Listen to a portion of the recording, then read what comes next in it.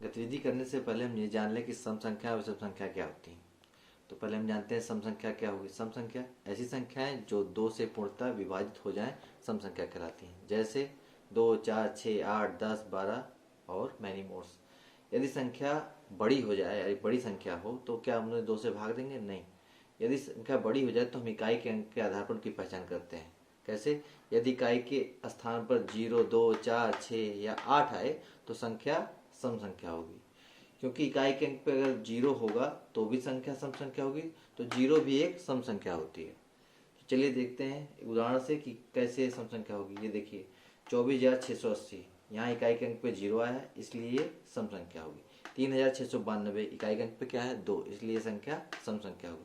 4,378 इसमें इकाई के अंक पे 8 है इसलिए ये संख्या सम संख्या होगी। 9,764 इसमें इकाई के अंक पे क्या है? 4, इसलिए ये सम संख्या होगी। ऐसे ही हम सम संख्याओं की पहचान करते हैं।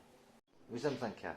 विषम संख्याओं की पहचान कैसे करेंगे? ऐसी संख्याएं जो 2 से विभाजित ना हो वे संख्याएं विषम संख्याएं कहलाती हैं। जैसे 1, 3, 5, 7, 9 आदि। इकाई के अंक के आधार पर उनकी पहचान कैसे करेंगे? यदि संख्या बहुत बड़ी हो जाती है तो हम इकाई के अंक के आधार पर विषम संख्या की पहचान करते हैं। जैसे यदि इकाई के अंक पर 1, 3, 5, 7 या 9 आए तो संख्या क्या होगी? विषम संख्या होगी। जैसे 4,357 इसमें इकाई के अंक पर 7 आ रहा है इसलिए ये क्या होगी? विषम संख्या। 8,709 इकाई के अंक पर क्या आ रहा है? 9, इसलिए ये क्या होगी? विषम संख्या।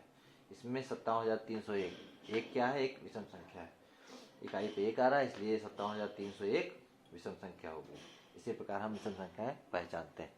विधि के माध्यम से देखें कि हम विषम संख्या की पहचान कैसे करेंगे। यहाँ कुछ नंबर्स हैं, ये कार्ड्स हैं नंबर्स के। हमें इसमें छांटना है कि सम कौन है और विषम कौन है, और जब हम छांट लेंगे तो उसे सम और विषम के कॉलम में या उसकी खिड़की में लगा देंगे। जैसे मेरे हाथ में क्या है? संख्या 7, ये सम है या विषम? विषम है। हाँ, तो इसे विषम वाली खिड़की में ऐसे एडजस्ट कर देंगे। ये हो गई विषम संख्या 7। 2 क्या है? सम या विषम? सम संख्या होती है 2 इसलिए सम के कॉलम में लग गई। 13 क्या है? सम या विषम? क्योंकि इसके इकाई के अंक पे 3 है इसलिए ये क्या होगी? विषम संख्या, तो इसको यहाँ लगाते हैं। 10 क्या है? सम या विषम?